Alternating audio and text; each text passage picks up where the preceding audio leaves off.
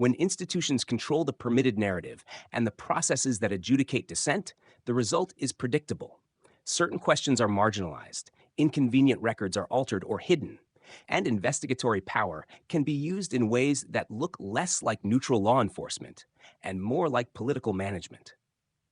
Operation Arctic Frost.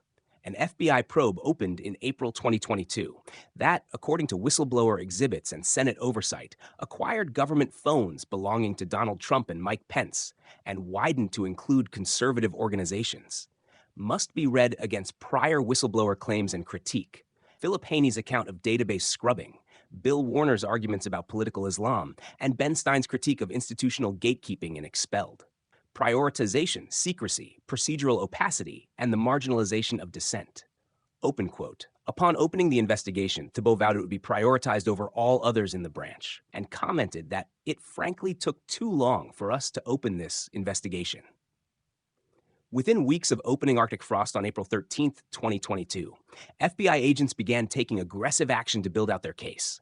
FBI begins the process of acquiring Trump and Pence's government phones, which were in the Biden White House's possession. CR-15 is planning a second round of approximately 50 interviews, together with serving subpoenas across at least 7 states during the week of June 20th. Exhibit G, Arctic Frost Update. In total, 92 Republican targets, including Republican groups and Republican-linked individuals, were placed under the investigative scope of Arctic Frost. On that political list was one of Charlie Kirk's groups, Turning Point USA. These quotes indicate a highly prioritized investigation with broad political scope, aggressive acquisition of devices, and mass interviews across states. The documents suggest procedural opacity and potential political implications, though full context is limited by redactions and incomplete public release. Philip Haney, selected quotes, open quote, I was ordered by my superiors at the Department of Homeland Security to delete or modify several hundred records of individuals tied to designated Islamist terror groups like Hamas from the important federal database, the Treasury Enforcement Communications System. These types of records are the basis for any ability to connect dots. Enforcing a political scrubbing of records of Muslims greatly affected our ability to do that.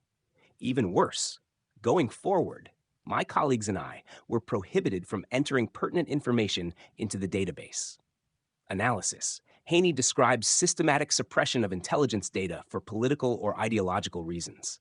The parallels to Arctic Frost appear in the discretionary prioritization and treatment of sensitive information, and in the impact such decisions have on accountability and transparency.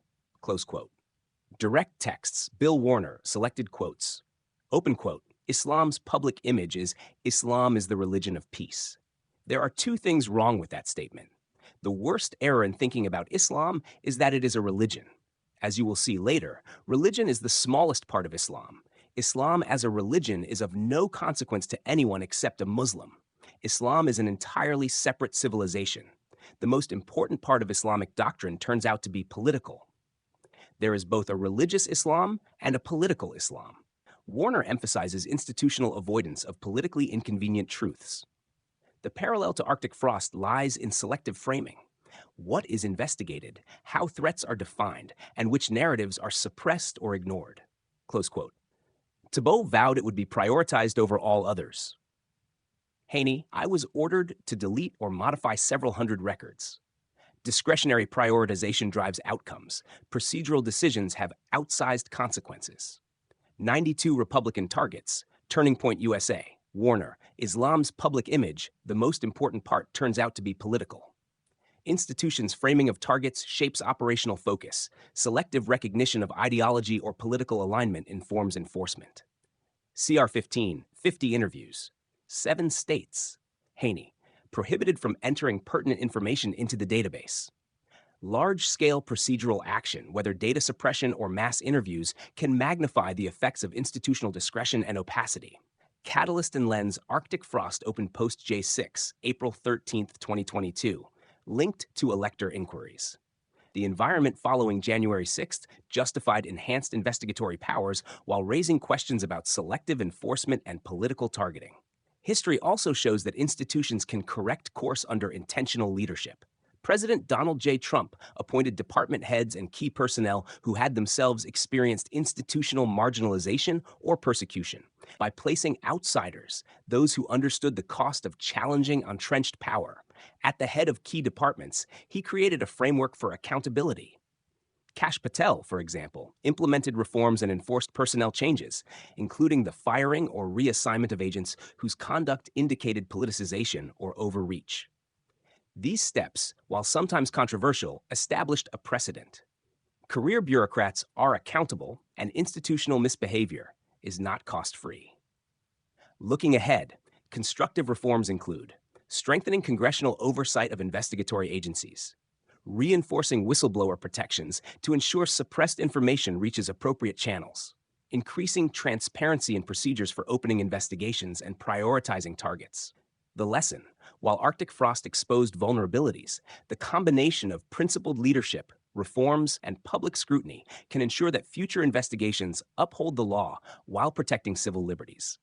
Open quote, institutions drift, but leadership matters. By appointing those who have walked through fire, by empowering truth tellers, and by pushing reforms into practice, it is possible to build agencies that once again serve the public, not political agendas. Close quote. #7. Conclusion.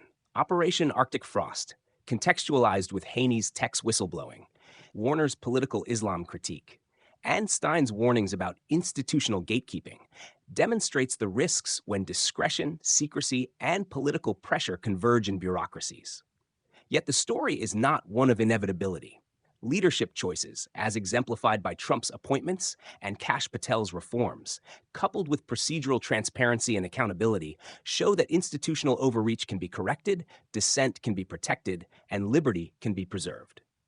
Future chapters of American governance can be written not in silence and suppression, but in oversight, transparency, and principled leadership.